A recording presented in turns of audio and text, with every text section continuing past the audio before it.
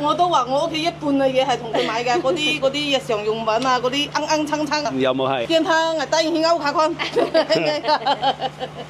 咁我同你租個幾錢？9蚊9同我炸得唔得？好，9塊9上車來一鍋。OK， 嗱俾咗啦嚇。好，多謝晒你。好，要注意安全。攞2支水先。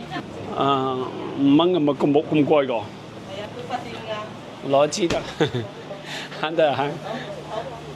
我租隻大嘢，可以同老婆一齊浮啊！嚟咗惠州咁多日啦，去過小徑灣啦、雙月灣啦、巽寮灣啦，咁啊個人感覺呢度係最正嘅，環境係好舒服，比較適合大蛙。教大家點走，首先大家可以根據個導航嚟到雙月灣呢邊一個叫獅子島嘅地方，我俾幾廿蚊租一把傘。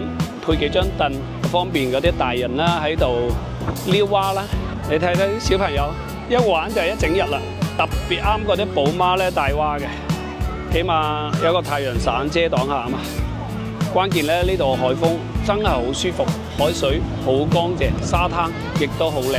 呢度嘅民風都幾淳樸，停車唔收費，沖涼就收10蚊雞。咁啊，相對應一個叫做萬科嘅地方，亦都係雙月灣嘅一個遊覽中心。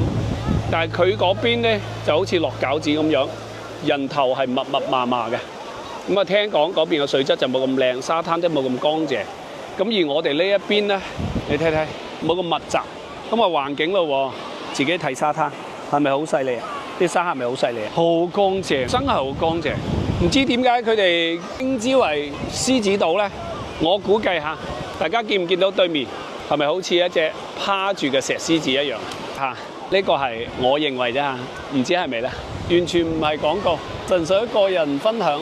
呢幾日咧帶住屋企人出嚟玩咧，去咗好多啲沙灘，要麼水質好差啦，要麼環境好差啦。